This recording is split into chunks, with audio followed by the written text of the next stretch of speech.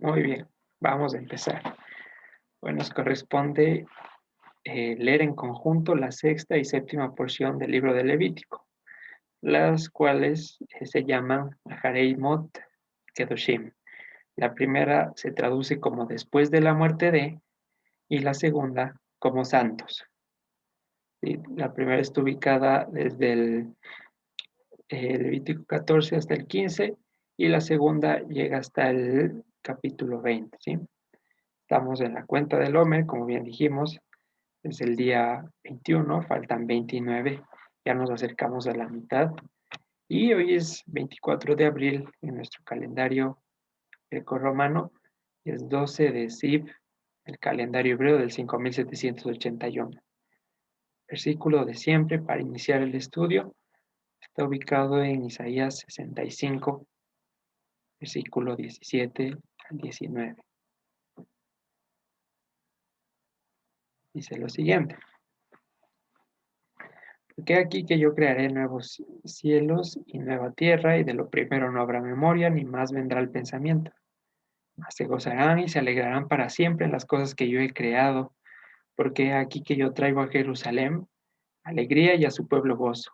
Y me alegraré con Jerusalén, y me gozaré con mi pueblo, y nunca más se oirá en ella voz de lloro ni voz de clamor.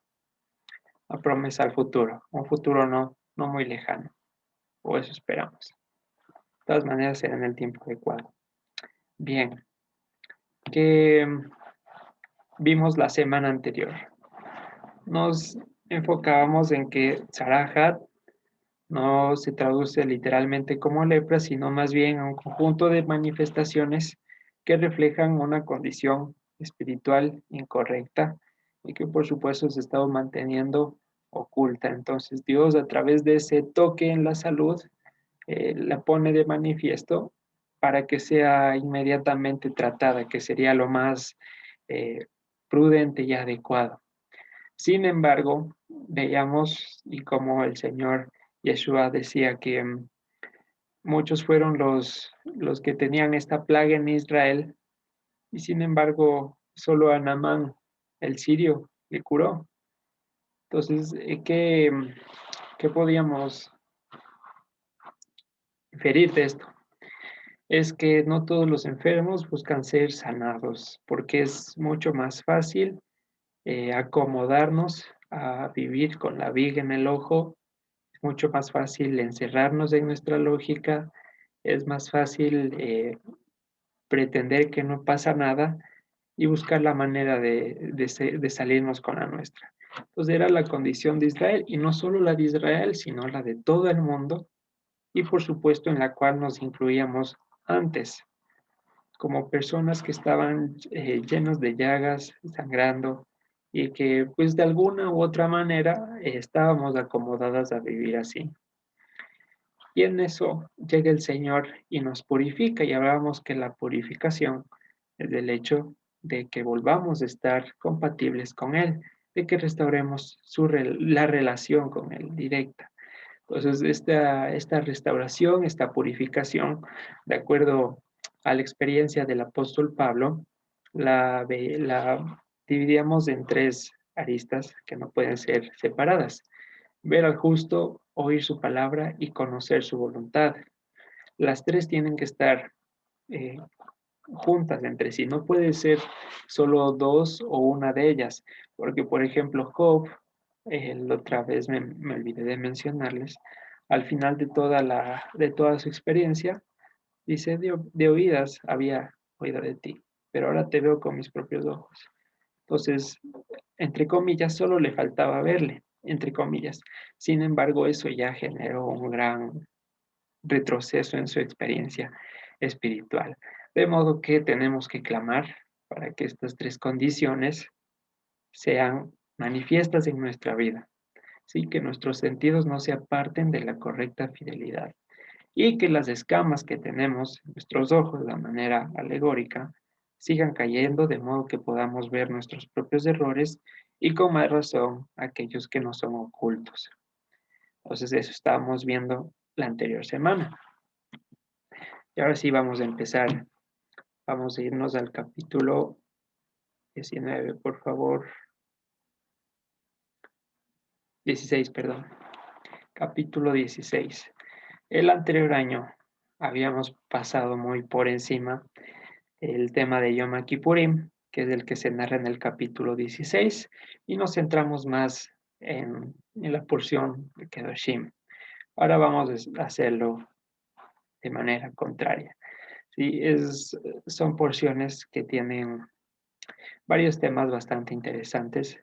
En el capítulo 17 se narra las restricciones acerca de la sangre, de los sacrificios, de qué pasa si asesino a un animal fuera del campamento y no lo presento delante del Señor y cosas por el estilo. En el capítulo 18 se narra la santidad de las relaciones interpersonales y las prohibiciones entre cada una, ¿sí? Ya en el capítulo 19 hace énfasis y centro en la santidad, el propósito de todo esto. Pero como dije anteriormente, hoy vamos a centrarnos en el capítulo 16. Este capítulo 16 habla de todo el procedimiento que realizaba el sumo sacerdote en el día de Yom Kippurim. Datos curiosos. Bueno, no curiosos, solo algunas generalidades. Las directrices para esta fiesta aparecen después de que ya se ha dado el Shabbat, después de hablar de Pesach y después de hablar de las tres fiestas anuales que se hablan en Éxodo 23, es decir, panes sin levadura, Shavuot y Sukkot. Aparece después de estas 5 convocatorias. El versículo 1 empieza de la siguiente manera. Habló el Señor a Moisés después de la muerte de los dos hijos de Aarón cuando se acercaron al rostro del Señor y murieron. Entonces, ¿qué nos está indicando ya este versículo 1? Que el contexto o de lo que se va a tratar todo este capítulo va a ser de la manera correcta, no, va a ser el procedimiento que debe seguir el sumo sacerdote para entrar en contacto con Dios de la manera que Él precisa y con los elementos que Él dispone, ¿sí? Que Dios no necesita que le ayudemos ni que, como mencionábamos hace 2 enseñanzas, me parece, que le ayudemos a interpretar sus mandamientos. Bien, entonces antes de ya desarrollar el estudio, vamos a entender un poquito más por qué Yom Kippurim y por qué no Yom Kippur. Si lo recuerdan, hablábamos que Yom Kippurim es como aparece textualmente en el libro de Levítico. Textualmente está así en plural. Y quiere decir, no es otra cosa que día de la reconciliación, el día de las reconciliaciones. Que esté en plural no es al azar, no es que, que Moisés quería ocupar más espacio, que quería poner más letras, que quería que suene más bonito, sino, como hemos dicho siempre, todas las palabras tienen una razón muy importante de ser y guían al siguiente mensaje. Cortarlas, omitirlas o aumentarlas empieza a alterar la uniformidad del mensaje bíblico, ¿ya? Entonces ahora, ¿cuál es el problema entre decir reconciliar y expiar? Hay una levísima diferencia, pero que tiene que ser considerada. El hecho de expiar habla de pagar una deuda. Ya está ahí, está bien. Sin embargo, eh, llega hasta ahí, pago la deuda y nada más, y me voy, y eso es todo. Y es lo que pasaba con los animales, ¿no? Y con el sacrificio de los animales. Llegaba una persona, presentaba su animal, era pagada su deuda de muerte, se iba y otra vez. En cambio, el hecho de la reconciliación involucra el pago de la deuda, pero no solo eso, sino que también restaura la relación, ¿sí? Entonces abarca también la expiación, pero no solamente eso, sino que restaura los términos y condiciones de cómo debía ser la relación con Dios. Entonces, este sacrificio que se hacía hoy, una vez al año, tenía el propósito de reconciliar al pueblo con Dios, porque no es que solo se ofrecía una vez al año un sacrificio, continuamente se estaban ofreciendo sacrificios, casi de manera diaria. Entonces, ¿por qué o qué le hace especial a este día? ¿Qué le hacía especial a este sacrificio? De hecho, algunos documentos históricos mencionan que cuando algún pecado era muy grave en otra época del año, los sacerdotes decían a la persona del pueblo que se posterga su sacrificio hasta Yom Kippurim para ver si Dios le perdona. Entonces, ¿por qué menciono esto también? Porque la palabra kafar a lo largo de este capítulo van intercalando la traducción. Entonces, es bueno que tengamos la sintonía de lo que estamos leyendo, ¿sí? Entonces, dicho de estas pequeñas generalidades, vamos a leer. Voy a retomar desde el versículo 1. Habló el Señor a Moisés después de la muerte de los dos hijos de Aarón, cuando se acercaron al rostro del Señor y murieron. Y el Señor dijo a Moisés, di a Aarón a tu hermano que no en todo tiempo entre en la santidad. ¿Sí? Aquí revela otro nombre del santuario y lo menciona como la santidad.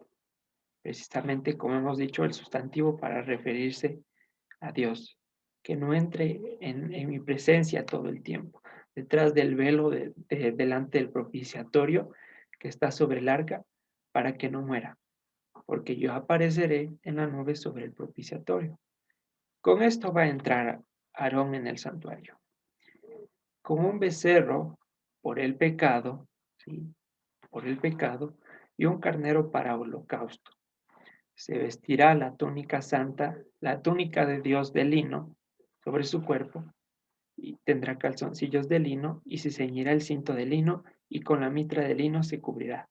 Son las vestiduras de Dios. Con ellas se ha de vestir después de lavar su cuerpo con agua. ¿Ya? Entonces vemos que en este sacrificio especial que se hacía una vez al año, que tenía como propósito no solamente reconciliar al pueblo, sino también a la casa de Aarón, y entre su casa él, por supuesto, tenía que hacerlo de manera con una vestidura sencilla, una vestidura de lino. Y recordar que las vestiduras no son santas en sí mismas, sino lo que les hace santas es que sean de Dios.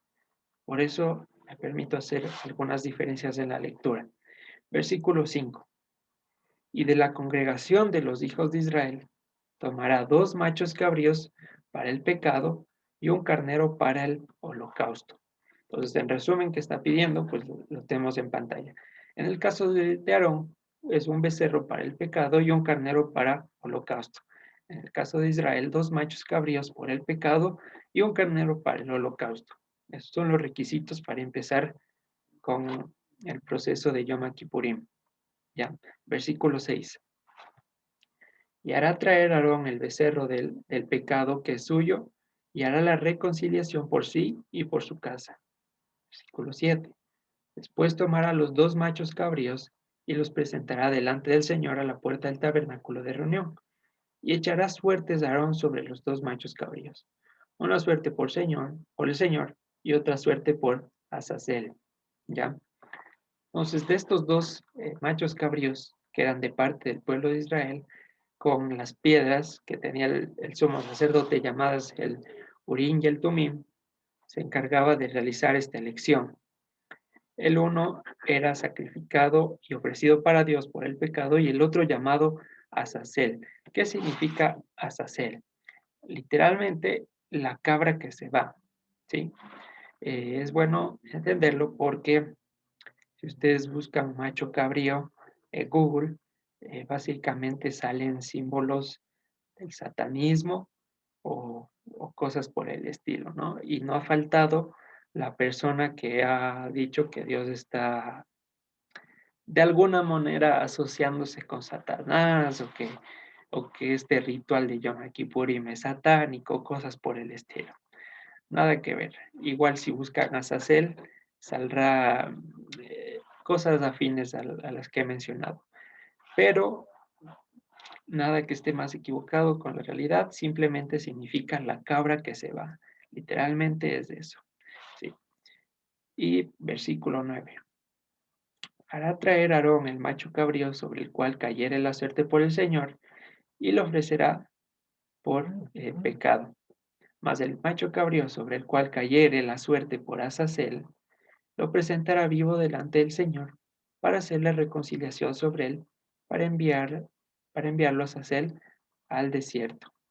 Y hará traer a Aarón el becerro que era para pecado suyo, y hará reconciliación por sí, por su casa, y degollará en expiación o en pecado el becerro que es suyo. ¿Sí? Después tomará un incenciario lleno de brasas de fuego del altar delante del Señor, y sus puños llenos de perfume aromático molido, y lo llevará detrás del velo. Me detengo allí un momento. Estas brasas de fuego del altar, recordemos con que eran encendidas. Rápidamente me voy a 2 de Samuel 22:12. Dice, por el resplandor de su presencia se encendieron brasas ardientes. Es la misma palabra, ¿no? Entonces, ¿por qué menciono esto? Porque estas brasas que estaban en el altar eran encendidas por el fuego del cielo que consumía los sacrificios. Ya, no podía ser cualquier fuego, no podía ningún sacerdote dar una manito con un fósforo o algo por el estilo, términos actuales, sino que todos los elementos, el sistema sacrificial, las vestiduras, el templo, todo era provisto por Dios. ¿Qué nos quiere decir esto? Que nuestra santificación, que nuestra salvación y por supuesto nuestra reconciliación está completamente en sus manos, en sus manos. ¿Y esto qué quiere decir? Que no tenemos que inventar doctrinas que, como dije antes, nos ayuden a completar esta idea. Porque Dios está completo. Nosotros tenemos que completarnos en Él, no tenemos que completarle a Él. Y es una diferencia muy mínima en la que se puede caer sin necesidad de declararlo abiertamente, sino que hay ciertos líneas de pensamiento que inducen a que tengo que ganarme la salvación o que me puedo perder la salvación, etcétera, etcétera. Entonces, no, todo proviene de Dios y Él es el que nos permite que nos acerquemos a Él como lo vimos anteriormente. El reino de los cielos se acercó porque el hombre no podía acercarse al reino de los cielos. ¿Sí? Versículo 14. Volvemos a Levítico. Y pondrá el perfume sobre el fuego delante del Señor, y la nube del perfume cubrirá el propiciatorio que está sobre el testimonio, para que no muera. Tomará luego la sangre del becerro y la rociará con su dedo hacia el propiciatorio al lado oriental. Hacia el propiciatorio esparcirá su dedo 7 veces de aquella sangre. Y otra vez vamos a hacer una pausa para analizar lo que nos está diciendo. Vuelvo a leer. Rociará la cara oriental del propiciatorio con la sangre del becerro 7 veces. Y hemos mencionado anteriormente que del hebreo, tanto eternidad como oriente se traducen de la palabra quede. Por ejemplo, un, un, un modo para entenderlo en el español. Alguien pregunta, ¿para dónde está, ¿por dónde está la iglesia? Entonces una persona le respondía, tienes que irte hacia la eternidad. Y esa persona ya entendía que era hacia el oriente. Entonces son palabras intercambiables. Y la Biblia mismo lo usa, este intercambio en multitud de ocasiones. Entonces, ¿qué nos está queriendo decir? ¿Qué del oriente? ¿Qué de la eternidad? La cara de la eternidad del propiciatorio. ¿Quién es el propiciatorio? ¿A quién se está refiriendo? Vamos a ir a Romanos 3, 24, 25. Dice lo siguiente, siendo justificados gratuitamente por su gracia mediante la redención que es de Cristo Jesús, a quien Dios puso como propiciación o como propiciatorio por medio de la fe en su sangre para manifestar su justicia, a causa de haber pasado por alto en su paciencia los pecados pasados. Entonces, repito, la cara de la eternidad, la cara de Yeshua, quien es antes de todas las cosas, y en quien todas las cosas existen, va a ser cubierta por una sangre, por su sangre, 7 veces. Y este número 7 indica que todos los pecados del mundo iban a ser cubiertos con esa sangre del becerro que iba a ser derramada en la cara del propiciatorio. En palabras simples y sencillas, aquí ya está dando la figura y la idea, la pista de que Cristo sería cubierto por sangre, sería ensangrentado, atravesaría un proceso, un procedimiento sangriento. ¿Con el fin de qué? Zacarías 3:9. Zacarías 3:9. ¿Con qué fin iba a pasar el Mesías todo este procedimiento sangriento? Dice lo siguiente, Zacarías capítulo 3, versículo 9. Porque aquí aquella piedra que puse delante de Jesús o Josué y Yeshua, sobre esta única piedra hay 7 ojos. He aquí yo grabaré su escultura, dice el Señor de los ejércitos. Y esta es la parte a la que quería llegar. Y quitaré el pecado de la tierra en un día. Este es el propósito por el cual el Mesías se ofreció, quitar el pecado de la tierra en un día. Y es lo que pasa, ¿sí? Lo que pasa y lo que va a pasar. Entonces, este procedimiento hasta aquí, hasta el versículo 14, nos está ejemplificando la obra del Mesías en 2 ámbitos. Tanto la parte del animal, que es el que es degollado, y él queda y se ilustra luego en Apocalipsis como cordero inmolado, que sufrió todas nuestras transgresiones y que fue perforado por nuestras iniquidades, como menciona Isaías 53, y también del lado de Aarón, el cual se disminuye, se saca sus vestiduras sagradas para entrar a hacer reconciliación en el tabernáculo. Lo mismo hace Yeshua. Se despoja de su gloria de los cielos y entra disminuido al mundo para ofrecerse. Entonces vamos viendo las 2 caras de la obra del Mesías ya ejemplificadas aquí. Volvemos al Levítico.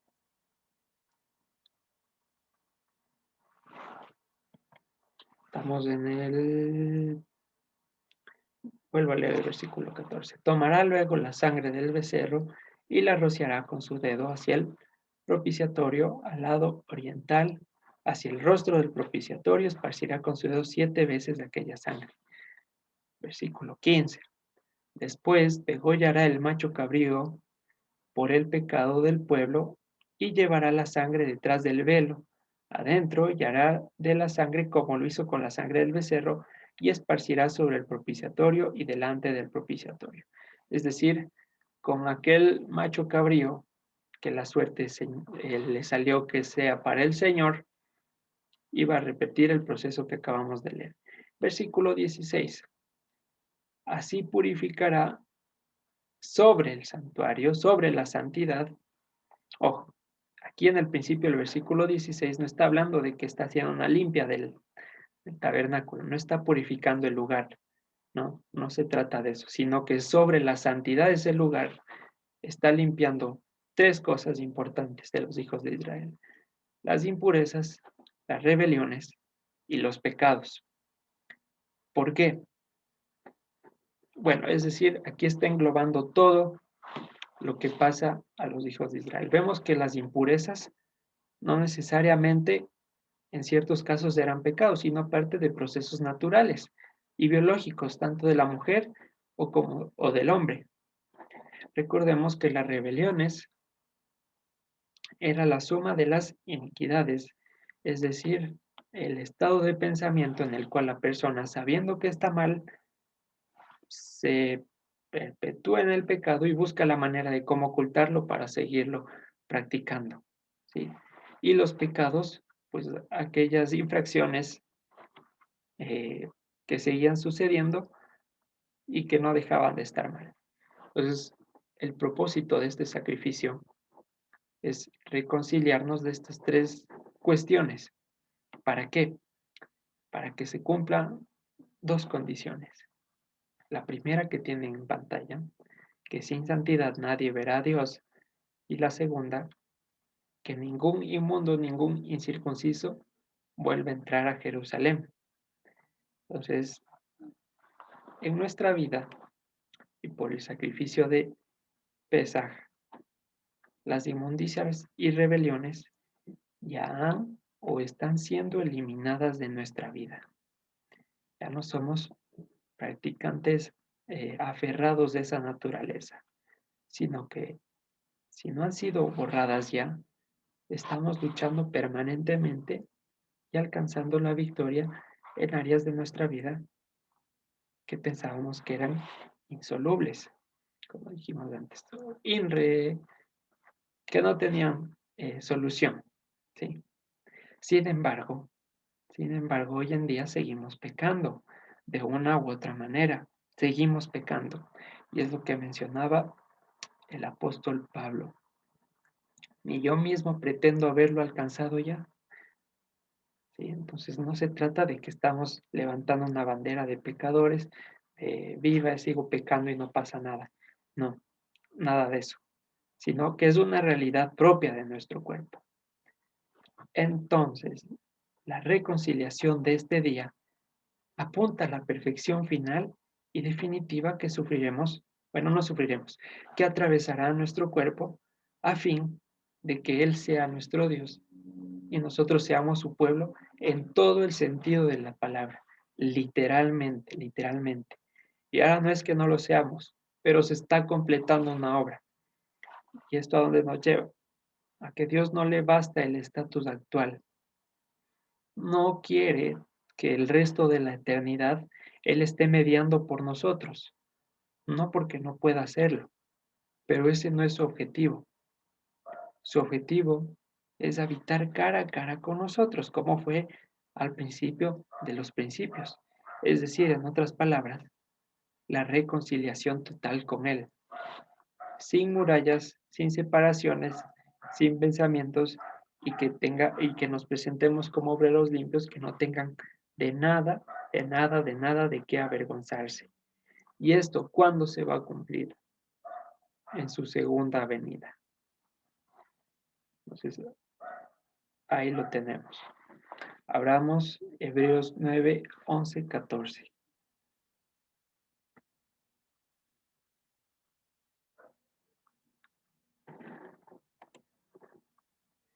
¿De qué nos hicimos acreedores con el sacrificio de Pesaj, que fue el que hizo nuestro Señor y el cual conmemoramos hace relativamente poco tiempo? Hebreos 9, 11, 14. Dice lo siguiente: pero estando ya presente Cristo, sumo sacerdote de los bienes venideros por el más amplio y perfecto tabernáculo no hecho de manos, es decir, no de esta creación, y no por sangre de machos cabríos ni de becerros, sino por su propia sangre, entró una vez para siempre en el lugar santísimo, habiendo obtenido eterna redención. Porque si la sangre de los toros y de los machos cabríos y las cenizas de la becerra rociadas a los inmundos santifican para la purificación de la carne, cuanto más la sangre de Cristo, el cual mediante el Espíritu eterno se ofreció a sí mismo sin mancha a Dios, limpiará sus conciencias de obras muertas para que sirvan a Dios, al Dios vivo. Entonces, en resumidas palabras, resumen de estos 3 versículos: con el sacrificio de Pesaj vino el cambio aquí y en el corazón. Y empezamos a hastiarnos de equivocarnos cada día, aunque no sea voluntariamente. Empezamos a reconocer esa necesidad de que nuestra vida tiene que enderezarse. Y eso fue como el sacrificio de Pesaj. Pero como dije antes, no quiere quedarse ahí Dios. Él busca abrazarnos, sentirnos y que podamos alabarle todo el día, toda la noche, sin necesidad de nada más que solo de Él. Y a eso nos lleva a 2 capítulo 5, versículo 18 al 20.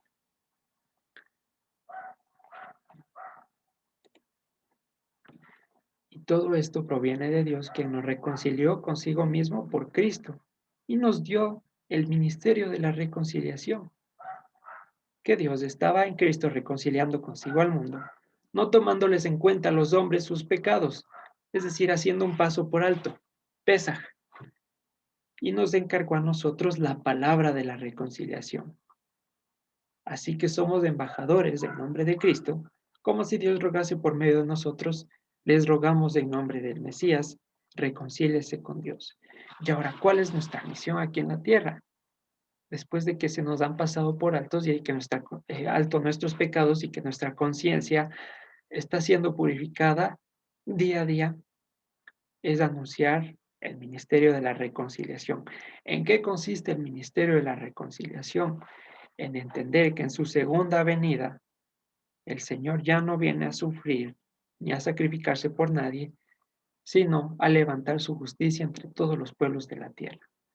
A sus escogidos, transformados. A los que le rechazaron, para afuera. Abramos Filipenses capítulo 1, versículo 6, para completar esta idea.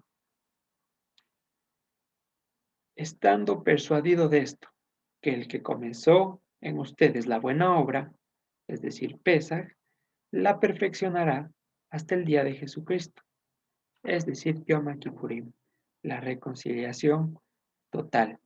El hecho de que nosotros hayamos sido participantes del sacrificio de la Pascua, o beneficiarios más concretamente, nos matricula y nos pone directamente en la lista de espera para este de acá.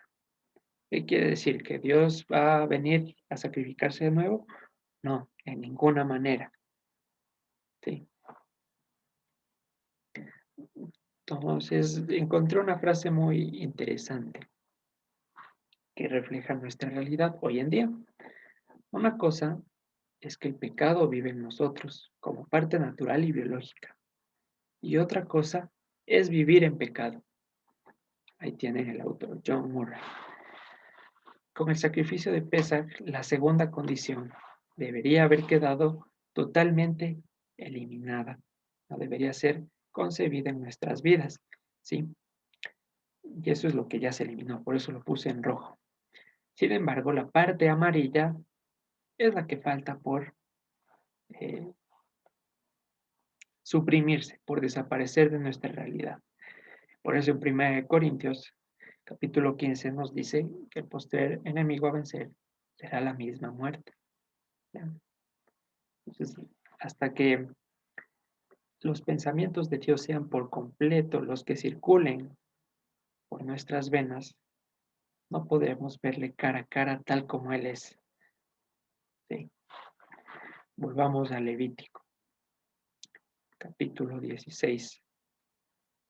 Estamos en el versículo 17. Y pone otra condición importante. Ningún hombre estará en el tabernáculo de reunión cuando él, es decir, el sumo sacerdote, entra a hacer la reconciliación en la santidad, hasta que él salga y haya hecho la reconciliación por sí, por su casa y por toda la congregación de Israel. ¿Cuál es el sentido profético de esta situación?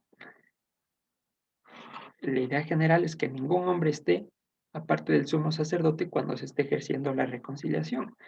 ¿Por qué? Porque nadie más que el sumo sacerdote en ese momento histórico podía soportar eh, el juicio de Dios. Si uno entraba, iba a tener el mismo destino que los hijos de Aarón. Y es lo mismo por lo que pasó Yeshua. Vamos a ver Juan 16:32. Necesitaba hacerlo solo. El sumo sacerdote de la línea de Aarón lo hacía esto acorde a las necesidades del momento, porque como vimos, este tabernáculo en el cual ministraban era hecho de manos de esta creación, no era completo.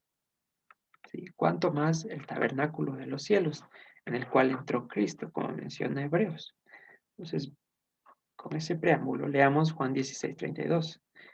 He aquí la hora viene, ya ha venido ya, en que serán esparcidos cada uno por su lado y me dejarán solo. Mas no estoy solo, porque el Padre está conmigo. Entonces, en ese momento, cuando Yeshua se disponía a hacer el Pesaj, el, el sello de la garantía de que seríamos transformados, necesitaba hacerlo de manera sola. Nadie podía acompañarlo, porque nadie puede soportar y quedar en pie delante de la presencia de Dios sin ser consumido. Sin embargo, la profecía en el capítulo 3 de Zacarías ya nos daba la pista de quién se iba a poder. Vamos allá. Zacarías capítulo 3, versículo 1 al 4. Es uno de mis capítulos favoritos. Me encanta mucho. Para entender correctamente este versículo, hay que saber que tanto como Josué como Jesús son el mismo nombre, traducidos de una misma palabra, sino que al español tuvieron el antojo de ponerles diferentes. Entonces aquí cuando leemos Josué, está refiriendo a Jesús, y no porque yo lo diga, sino por las características del relato. Vamos a leer. Estamos hablando de que ninguna persona puede soportar el juicio de Dios y salir ileso. Y vamos a evidenciar quién sí. Me mostró al sumo sacerdote Yeshua, el cual estaba delante del ángel del Señor, y Satanás estaba en su contra para acusarle. Y le dijo el Señor a Satanás, el Señor te reprenda, oh Satanás, el Señor que ha escogido Jerusalén te reprenda. Y empieza a hablar de Yeshua, el ángel del Señor.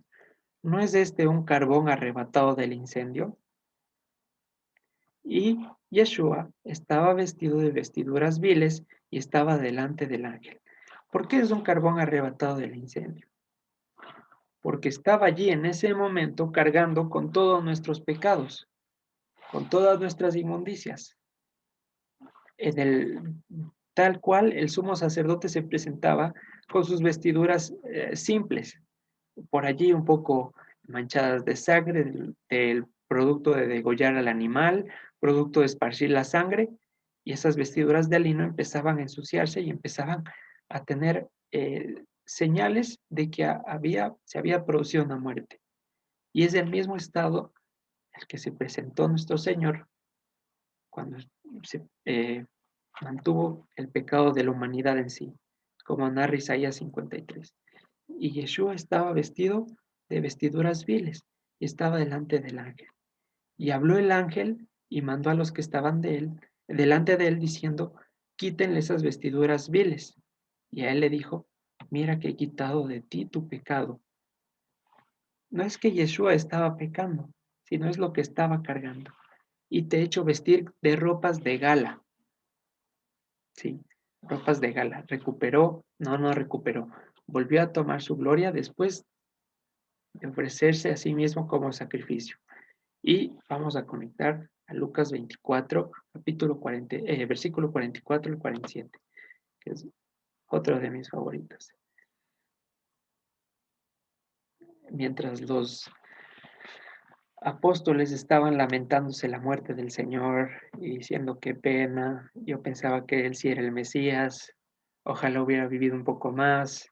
Después de su muerte, toda esa situación estaban consternados y conversando. Él se les aparece de la nada, les sorprende, una emoción total, y dice lo siguiente, y les dijo, estas son las palabras que les hablé estando aún con ustedes, que era necesario que se cumpliese todo lo que está escrito de mí en la ley de Moisés y en los profetas y en los salmos. Todo. Y estamos viendo cómo en Yom Kippurín ya se daba un boceto de la muerte del Señor. Entonces, y esta es la clave para que podamos entender y que podamos conectar la escritura en base a él y no que sean simples conjeturas y que parezcamos que estamos uniendo por gusto, por inventarnos o por dar un sentido que no es. Pero esta es la clave y la seguridad por la cual podemos estudiar la palabra. Versículo 45. Entonces les abrió el entendimiento para que comprendiesen las escrituras. ¿Qué quiere decir esto? Que los apóstoles, incluso cuando le vieron resucitado y que comió y vieron las heridas, aún no entendían, aún no percibían la profundidad del asunto. Sin embargo, hasta que les abrió el entendimiento, ahí sí pudieron atar todos los cables. Y les dijo, así está escrito, y así fue necesario que el Mesías padeciese y resucitase de los muertos al tercer día, y que se predicase en su nombre el arrepentimiento y el perdón de los pecados en todas las naciones, comenzando desde Jerusalén. Es decir, en ese momento estamos ahora predicando la palabra de reconciliación. Después de que Él resucitó y nos abrió el entendimiento de que nuestros pecados fueron perdonados y que ahora vivimos por Él y para Él. Pero esa es la clave siempre, que Él nos abre el entendimiento. Y siempre me gusta hacer énfasis en esa situación porque no depende de mi habilidad o del tiempo que disponga para sentarme a leer las escrituras, que es importante, sí, pero no depende de eso. Es solamente su gracia y está al alcance de todos, porque todos somos participantes de un mismo sacrificio. ¿Sí? Entonces no tenemos que sentirnos menos que nadie, ni pensar que es privilegio de pocos el entender la Biblia. No, su espíritu, su poder es el que llena nuestra mente a fin de que podamos leer que de él estaba escrito en Moisés, los profetas y los salmos. ¿Sí? Importante eso y llevarlo siempre en nuestras vidas. Volvamos al Levítico nuevamente. Vamos a ir hasta el versículo. Estamos en el 16, 17, que hablaba de que el sumo sacerdote tenía que estar solo el momento que ejecute la reconciliación. Y saldrá al altar que está delante del Señor, y reconciliará y tomará de la sangre del becerro y de la sangre del macho cabrío, y la pondrá sobre los cuernos del altar, y esparcirá sobre él de la sangre con su dedo 7 veces, y lo limpiará, y lo santificará de las inmundicias de los hijos de Israel. Versículo 20 y 21. Cuando hubiera acabado de reconciliar la santidad y el tabernáculo de reunión y el altar, hará traer el macho cabrío vivo, y pondrá a Aarón sus 2 manos sobre la cabeza del macho cabrío vivo, y confesará sobre él todas las iniquidades de los hijos de Israel, todas sus rebeliones y todos sus pecados, poniéndolos así sobre la cabeza del macho cabrío, y lo enviará al desierto por mano de un hombre destinado para esto. Es decir, sobre este macho cabrío llamado Azazel, sobre la cabra que se van a confesar todas las iniquidades del pueblo. ¿Sí? Vamos a leer Isaías 53, 5 rápidamente, para ver otra pista más. Mas él herido fue por nuestras rebeliones, molido fue por nuestros pecados. La corrección de nuestra paz fue sobre él, y por su llaga fuimos curados. Él cargó con todo eso. ¿Sí? Es lo que veníamos hablando anteriormente. Solo esto para que lo tengamos en cuenta. 22, Levítico 16, 22. Y aquel macho cabrío llevará sobre sí todas las iniquidades de ellos a tierra inhabitada. Esta palabra inhabitada es interesante porque se la puede leer o viene de una raíz que significa destrucción, corte o violencia. Entonces este cordero sí va a ir a una tierra de violencia a fin de cumplir allí con su sentencia. Versículo 23.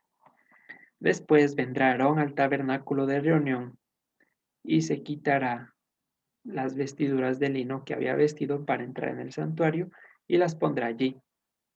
Lavará luego su cuerpo con agua en el lugar del santuario, y después de ponerse sus vestidos, es decir, la ropa de sumo sacerdote, ¿se acuerdan que estudiamos en Éxodo con todos sus arreglos y todos sus simbolismos, piedras preciosas, la minilla de oro, es decir, el reflejo de la santidad en la tierra por parte del sumo sacerdote?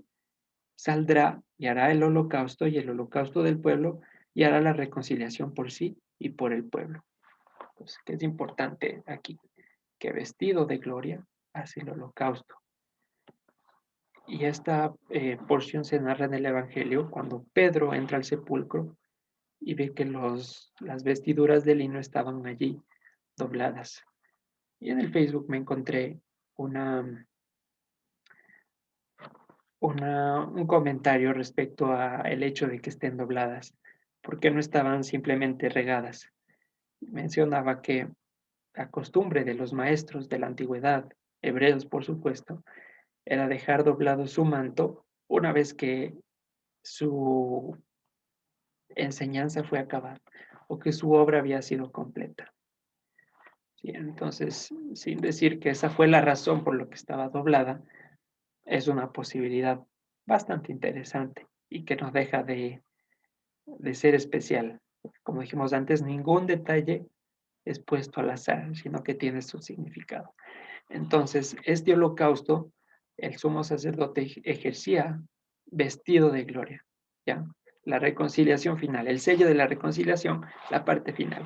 Y vamos a leer Hebreos capítulo 7, versículo 26.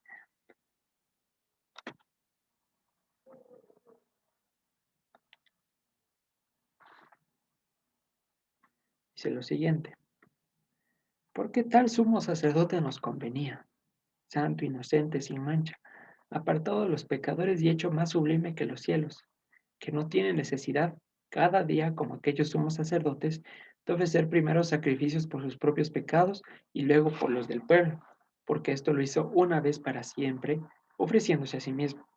Porque la ley constituye a sumos sacerdotes a débiles hombres, pero la palabra del juramento posterior a la ley, al Hijo hecho perfecto para siempre.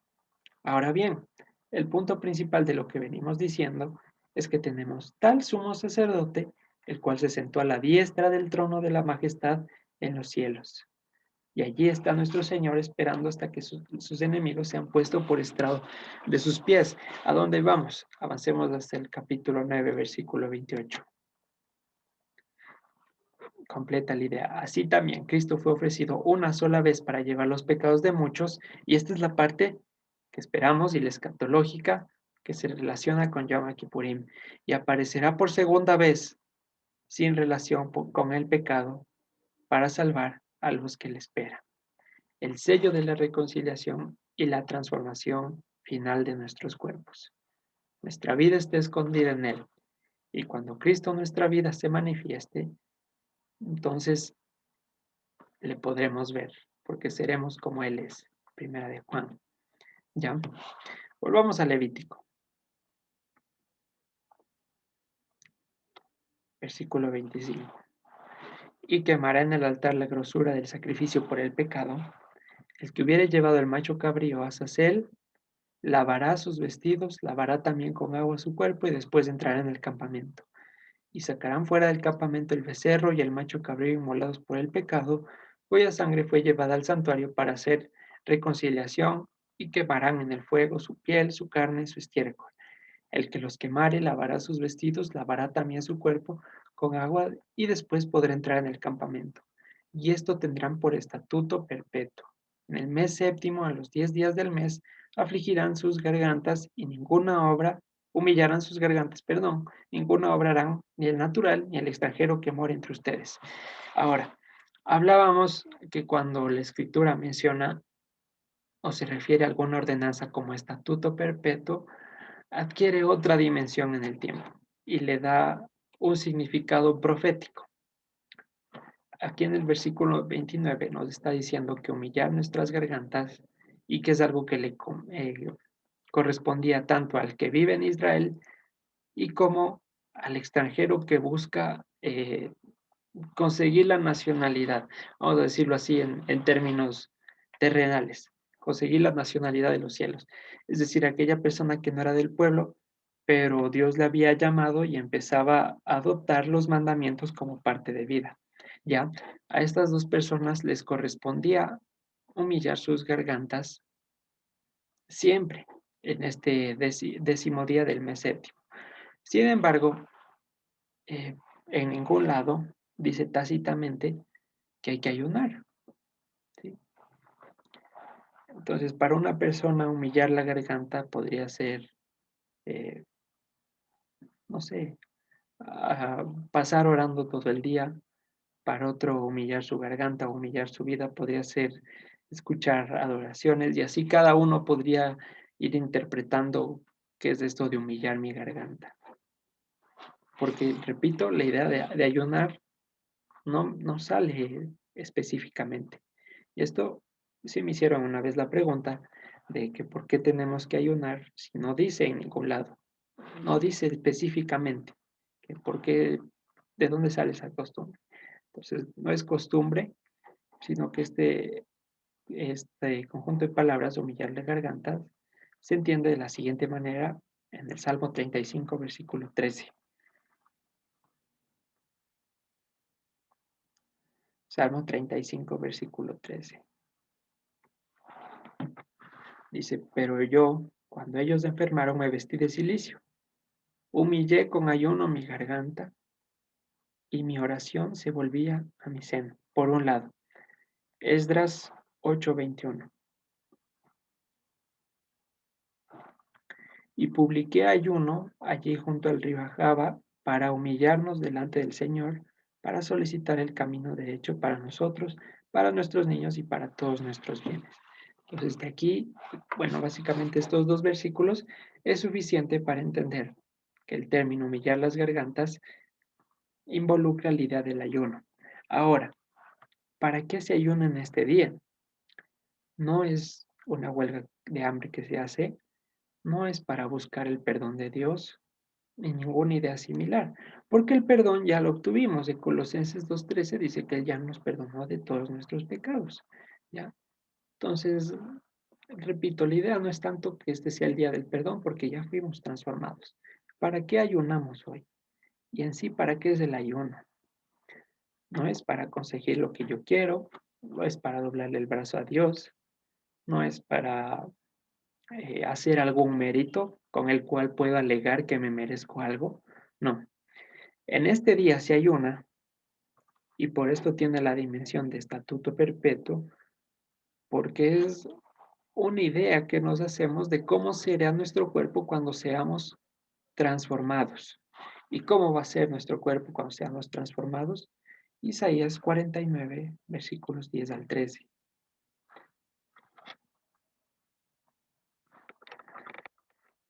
Dice lo siguiente. Hablando del Mesías, voy a tomar desde el versículo 9, le dice lo siguiente. Lo que iba a ser el Mesías, para que digas a los presos salgan y a los que están en tinieblas muéstrense. En los caminos serán apacentados y en todas las alturas tendrán sus pastos. Y aquí viene lo que, para qué ayudamos en este día. No tendrán hambre ni sed, ni el calor, ni el sol los afligirá, porque el que tiene de ellos misericordia los guiará y los conducirá a manantiales de agua. Y convertiré en camino todos mis montes y mis calzadas serán levantadas.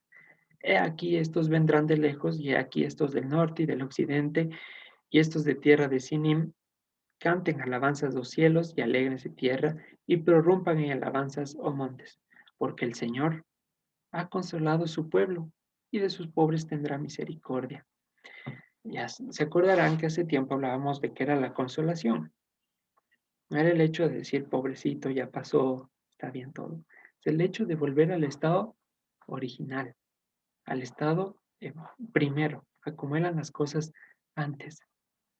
Entonces, ayunando, no estamos haciéndole huelga de hambre a Dios, ni buscamos su perdón. Ojo, no porque no necesitemos, es que ya tenemos el perdón en el Mesías. Esta cita y esta fiesta es la transformación de nuestro cuerpo. Romanos 8, 22, 23. Siempre leemos este pasaje.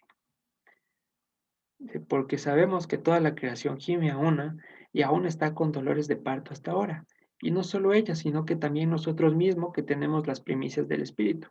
Nosotros también gemimos dentro de nosotros mismos, esperando la adopción, la redención de nuestro cuerpo. ¿Ya? Cuando nuestro cuerpo sea redimido, el hambre, la sed se irán. Y es lo que le pasó a Moisés.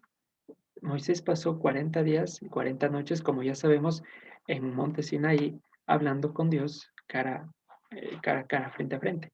Entonces, en esos días no tuvo necesidad de comer, pero ¿por qué no tuvo esa necesidad? Porque era el rostro de Dios el que le sustentaba, ¿sí? A su presencia, él sentía la llenura y la plenitud, y con eso es todo lo que necesitamos para sobrevivir.